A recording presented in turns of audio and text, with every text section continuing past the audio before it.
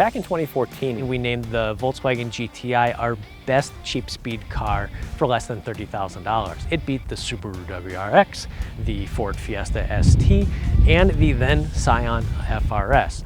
But for 2019, the GTI's stiffest competition may come from within VW's ranks, and that's with the redesigned 2019 Jetta GLI. So the GLI is no longer a hodgepodge of platforms and rear suspensions and engines. It's now on the GTI's MQB architecture. It has the same engine, the same transmission options. We're talking same horsepower, torque numbers, the same gear ratios in the dual clutch 7-speed. The last GLI, you gave up a lot of that GTI's sporting character to get the extra back seat room, to get an actual trunk, but for 2019, is that still the case? So we're here to test acceleration, braking, handling, and determine, is the GLI as good as the GTI?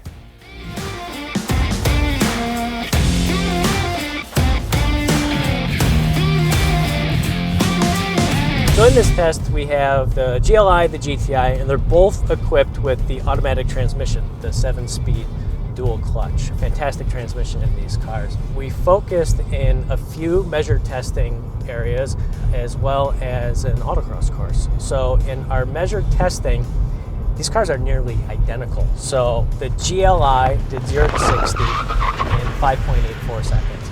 The GTI did 0 to 60 in 5.96 seconds. So the GLI was a little faster in 0 to 60 and also in quarter-mile time.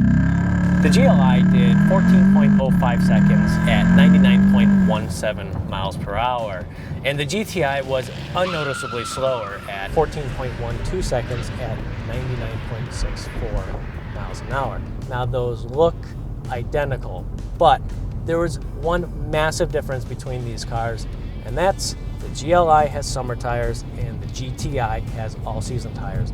And that's where we really saw the impact in our measured testing for acceleration and braking.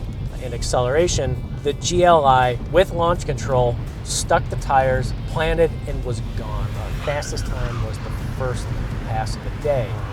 The GTI with the all-season tires took us about 8 runs to dial in the time to get its fastest time because the tires were spinning, we were getting real hot. That difference came through in your braking numbers too. Massive difference in braking numbers. So the GLI 60 to 0 miles an hour took 111 feet. The GTI 127 feet. Yeah, huge difference. Big difference, and you could feel that when you stomp on the brakes and the GLI just hunkers down, no drama, stops very quickly. The GTI just skips along the road with those all-season tires. Now our braking tests are meant to simulate a panic braking maneuver, so what we do is we just throw the hooks out at 60 miles an hour. Handling though, on our autocross course, the summer tires were a very different experience. Yeah, I think the GTI's all-season tires became even more of a liability in the autocross because that's the car you think, you know, would be like perfectly set up for it, the smaller hatchback, and it felt like it was the right car for that, but it didn't have the right tires because it was sliding around. You weren't able to carry as much speed through some of the bigger turns that you could in the GLI. You were just sliding off course, and it really made it more of a handful than the GLI was. Yeah, the shorter wheelbase definitely showed itself on the autocross course, but I loved how trail braking, the car's back end would kick out, and it would just, that nose would point toward the cone, the back end would step around, and you're off. But yeah, you're battling a whole lot of wheel spin, a whole lot of traction issues with those all-season tires. The GTI though, it felt like the more precise car in this test though. It just, the little differences in road feel was better communicated. It just didn't have the grip that the GLI did. Yeah, and I think once we got out onto the street where we are now, that some of the differences between the tires were more minimized and it became less of an issue, and that helped the GTI. I agree. The GTI came across as the more engaging car to drive with more direct feel through the accelerator, the steering, and is definitely the pick if you are valuing the most engaging driving experience. I thought the throttle tip-in was more precise.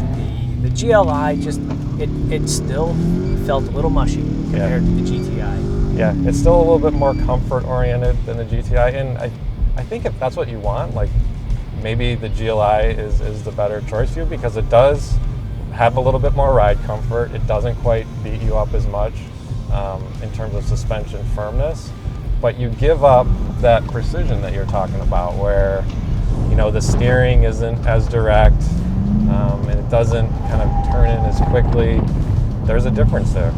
Yeah, the GLI is almost like if you made a copy of the GTI. If you made a copy of the copy of the copy, you've got the GLI. Yeah. There it is.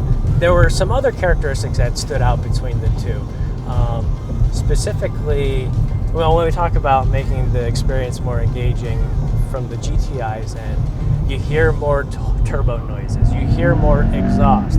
The exhaust goes blop between gear shifts, and you just don't get that in the GLI. Yeah, I feel like the GLI, like its augmented engine note is very aggressive. Yes. Its natural engine note or exhaust note is less so. Yep. Both cars do have the augmented sound Right. options that you can dig into the menu and change. So even though there are a lot of similarities, I feel like between the Jetta GLI and GTI, we talked about, the same engine, the same transmission, the same differential, just to name some of the things. I feel like these cars are still for different buyers. On the one hand, there's the GTI, which I kind of feel like is if you want sportiness all the time, whether you're just going to the grocery store or just kind of having fun on a back road, that's your car. Where this one, like a little bigger, the Jetta GLI that we're in, a little bigger, a little softer. It's a little more relaxed and just a little bit more comfortable while still giving you that great GTI performance. Yeah. And it's got a ton of value. A lot of value. I like how there's more back seat room. Now, even though the Golf is a hatchback, if you need just trunk room behind the back seat, the Jetta gives you that. And pricing, you hit on value. So the two cars we're testing are separated by $295. The GLI is more expensive than the GTI. And here's everything you get in the GLI that you don't get in the GTI for the same price. The GLI has a moonroof, dual automatic climate control. GTI has a manual. Power driver seat, GTI manual seat. The GLI has ventilated seats in addition to heated seats, leather upholstery, the digital cockpit, remote start, and this big 8-inch touchscreen versus the GTI's smaller 6.5-inch touchscreen on the model we tested. You get that same awesome long warranty.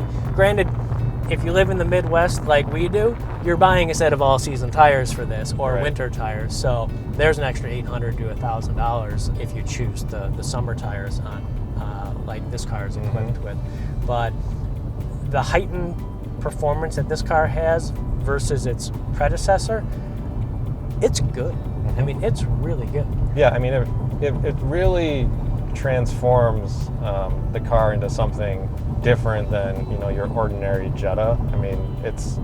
It's just the way it drives, the performance numbers you're talking about, the design too. It's got a lot that makes the car its own thing. Yeah, for sure. I put this on my list. I've got a Subaru Impreza hatchback right now, and me, wife, kid, we're outgrowing it. So I could definitely see a sedan like this with more usable trunk space. We got the car seat in the back seat. That never leaves the back seat. I can't fold the back seat and use the back seat for a hatchback. So something with a bigger trunk makes more sense for me, and I think it will for a lot of people whose lifestyle just doesn't fit a small hatchback anymore, but you still want that high performance experience, and that does deliver this.